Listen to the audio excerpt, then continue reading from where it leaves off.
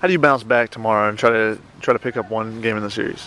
Well, that's just it. I mean, we play these things in 3-game series, and we've talked about that from the beginning of the year. So we come out each day with the goal to win one game, and each game is its own game, but we play them in 3-game series, and there's value in salvaging a split series. And we tried to come out today and shake the Friday loss off and some of the mistakes we made. And we did a fair job of that, although we weren't clean on the defensive end, which is really frustrating. But the bottom line is each game's a single game, and we come out tomorrow with a good effort. We got Jerry Keel going, who's been very good for us on Sundays, and if he throws another good ball game, I think we got a chance to win. Does it give you confidence having Jerry Keel coming out on Sundays because he's been probably your best pitcher so far this season? Yeah, no, I mean, hey, Jerry's done an outstanding job. He's probably been our most consistent. Alex has been our best at times, and Jerry's probably been our most consistent outing after outing. So, yeah, it'll be interesting to see, though. This environment, this is a good team, and it's a different environment as far as atmosphere and the tradition that Fullerton has, and guys tend to come out of character and do things they wouldn't normally do. As evidence, we've played sound infield defense all year, and all of a sudden guys are tight, guys are pressing, and part of that's dictated by the aggressiveness of their club, and part of it is us not handling a different atmosphere, maybe playing in front of a few people, maybe playing night games. So, it'll be interesting to see what Jerry does. It'll be a good test for him if he can continue to come out and be aggressive, throw quality strikes, attack the strike zone, get ahead in positive counts. Then I have no doubt that he'll throw good ball games, and we'll be in a game, and we're going to have an opportunity to come out of here and get a game.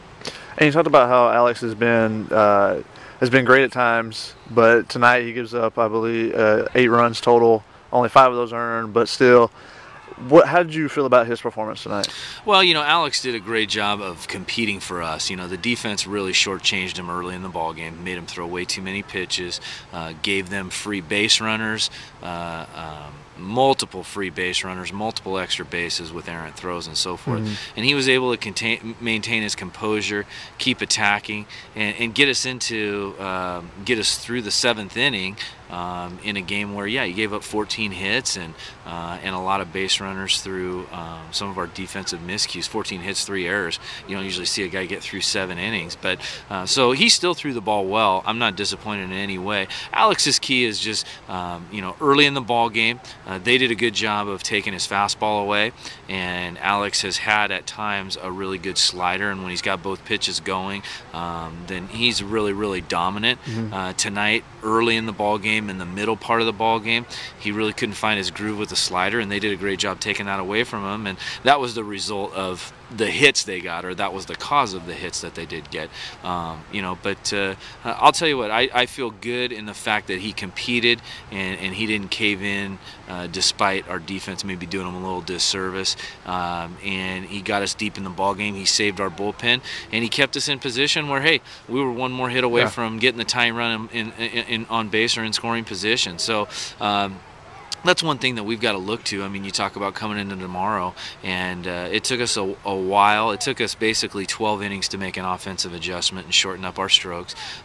We played 12 innings of very unsound defense, and still we're in a position a batter away from. We get the tying run at the plate in the 9th inning, against one of the top 20 teams in the country, and the favorite team to win our league, and a team that'll be in the postseason. So, it's like I'm going to tell the guys right now, we're not that far away, and it's a matter of executing and playing the way we're capable of playing. And the last thing, what can you say about the job that Cal Vogelsang's did at the top of the lineup? 10 consecutive games now with hits, and he's not just hits, but he's getting a bunch of extra base hits as well. Yeah, Cal's an exciting player.